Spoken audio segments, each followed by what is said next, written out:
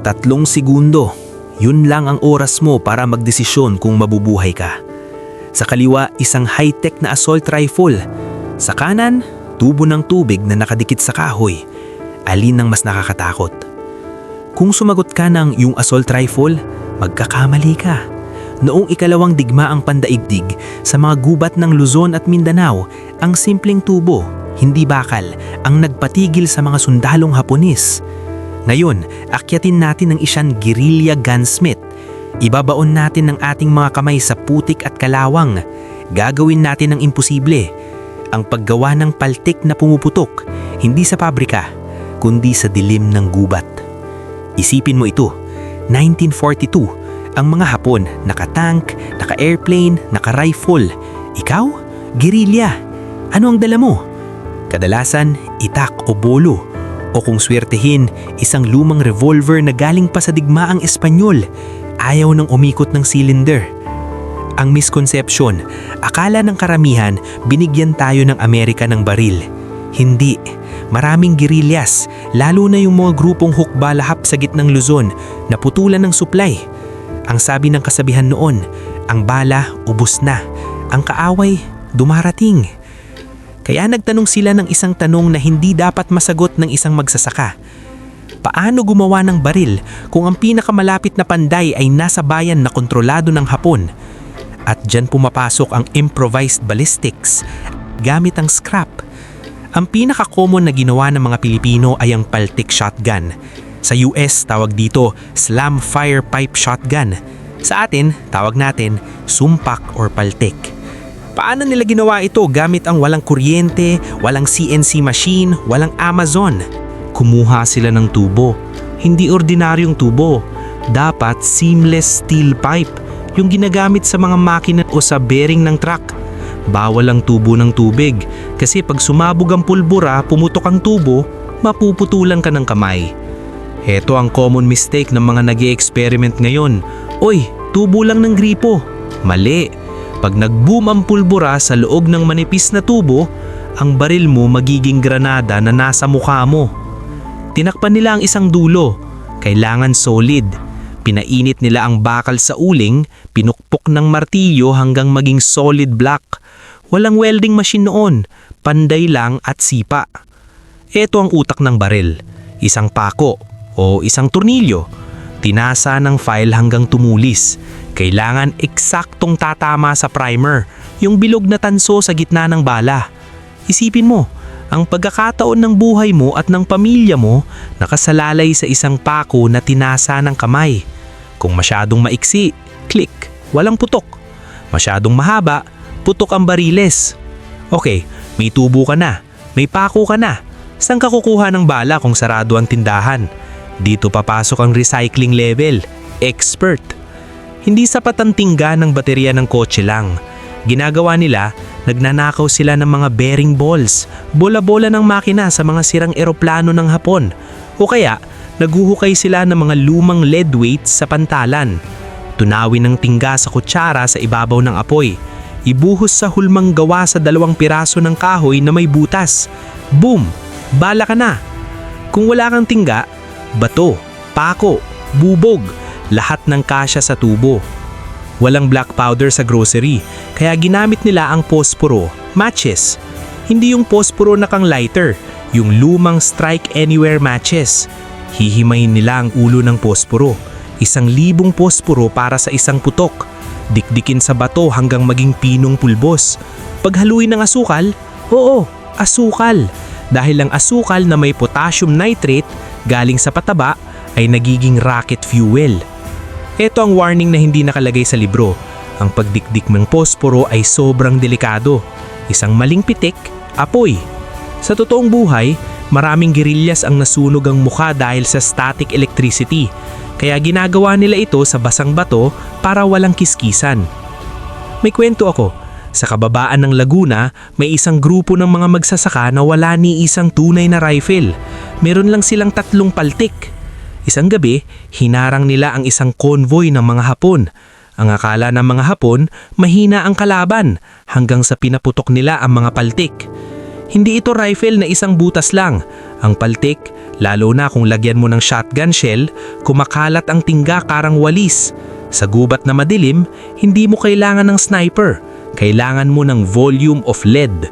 In 15 minutes, natalo nila ang patrol. Nakuha nila ang 3 tunay na rifle ng Hapon. Iyon ang sikreto. Hindi mo kailangan ng pabrika para manalo. Kailangan mo lang ng first shot. Ang tunog pa lang ng paltik, boom! Parang kanyon na para sa bagong sundalo. Takot ang kalaban dahil hindi nila alam kung anong klaseng sandata iyon. Hindi ako nagtuturo sa inyo kung paano gumawa ng baril ngayon. Illegal yun. Delikado. Huwag gagawa nito sa bahay. Ang aral nito ay tungkol sa resourcefulness, ang ugaling Pinoy. Sa buhay, hindi mo kailangan ng perpektong kasangkapan para magsimula. Kung gusto mong magnegosyo, mag-aral, o lumaban sa karapatan mo, tignan mo ang tubo na nasa paligid mo. Ano ang pwedeng gawing baril? Palaging sirain ang weakest link ng kalaban. Ang mga Hapon may baril, pero mahina ang moral sa gubat. Hanapin mo ang primer ng problema mo, ang maliit na punto kung saan pwedeng sumabog ang solusyon. Kailangan ko ng marami para manalo. Mali. Ang gerilya, isang tubo lang kaya nang baguhin ang takbo ng labanan kung timingan mo. Ang mga gerilya ng ating mga lolo at lola ay hindi nanalo dahil sa galing ng bakal.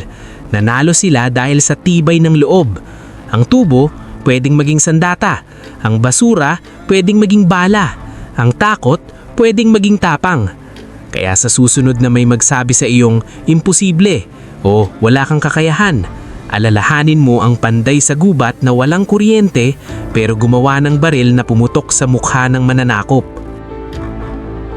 Alam ng marami ang Molotov cocktail. Bote na may gasolina, sindihan, tapon. Pero hindi lang basta sindihan ang ginawa ng mga Pilipino. Pinaghusayan nila. Kumuha ng bote, puno ng gasolina, takpan ng basang tela. Pero ang sikreto ng mga gerilya, dinagdagan nila ng shaved na posporo at asukal sa loob. Bakit? Ang asukal, kapag nasunog, nagiging sticky. Dumidikit sa balat ng kalaban. Imposibleng maapula. Ito ang tunay na nakakatakot. Kumuha ng bote, lagyan ng mga pako, bubog, maliliit na bato. Ibuhos ang pulbura mula sa mga hindi pumutok na bala ng Hapon. Tapos, isang fuse gawa sa tali na binabad sa kerosene. Ito ang hindi alam ng marami. Ang pinakadelikado ay hindi ang pagsabog, kung hindi ang pagsindi ng fuse. 1 segundo lang ang pagitan ng mahabang fuse at maikling fuse. Maraming gerilya ang nasawi dahil sa premature explosion. Sumabog sa kamil nila bago pa man nila maihagis. May kwento mula sa Bicol noong 1944. Isang grupo ng mga gerilya ang nag-abang sa isang tulay na dinadaanan ng mga Hapon. Wala silang tunay na granada, puro bote ng San Miguel. Ginawa nila? Una, inipon ng lahat ng bote. Nilagyan ng gasolina, pako at dinurog na posporo. Nagtago sa mga puno sa itaas ng ilog. Nang dumaan ng bangka ng mga Hapon, sabay-sabay nilang inihagi sa mga bote. Hindi lahat sumabog, pero ang mga sumabog ay nagkalat ng apoy at pako. Sa gulat, tumalon sa ilog ang mga Hapon, pero hindi nila alam na lumalangoy sila sa gasolina na lumutang sa tubig.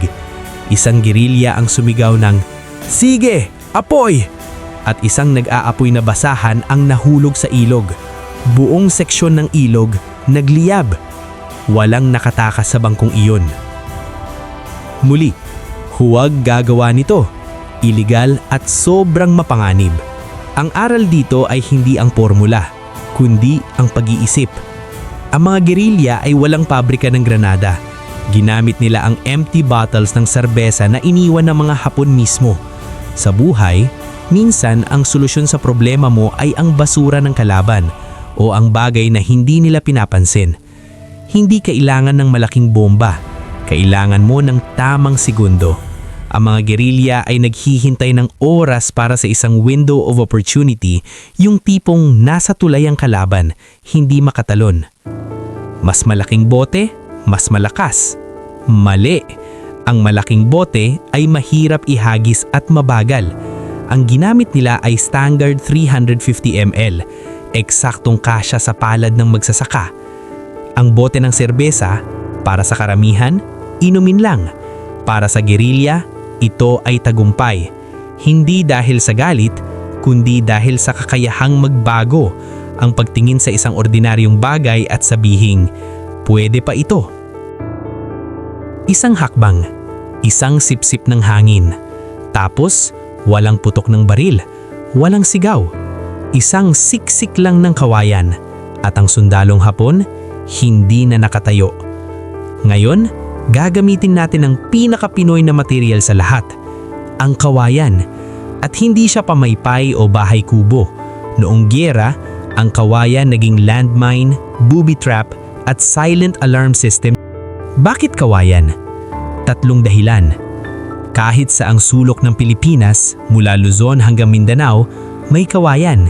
Hindi kailangang mag-import. Hindi kailangang nakawin hakalaban. Hindi mo kailangan ng hartilyo o welding machine.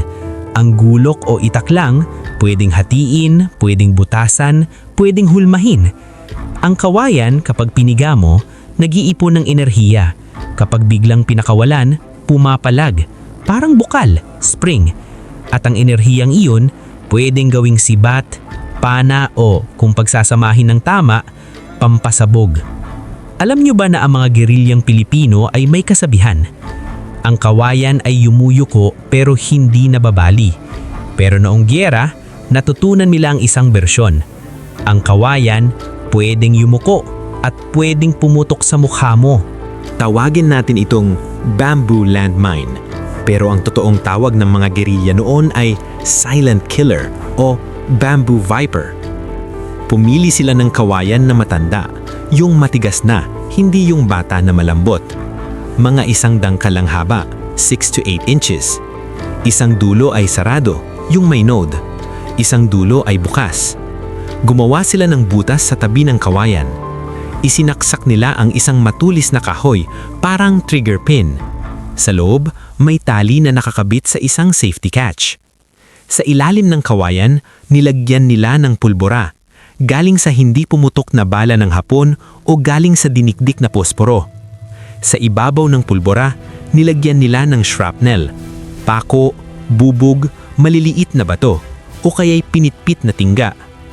Tinakpan nila ang bukas na dulo ng manipis na kahoy o dahon ng saging.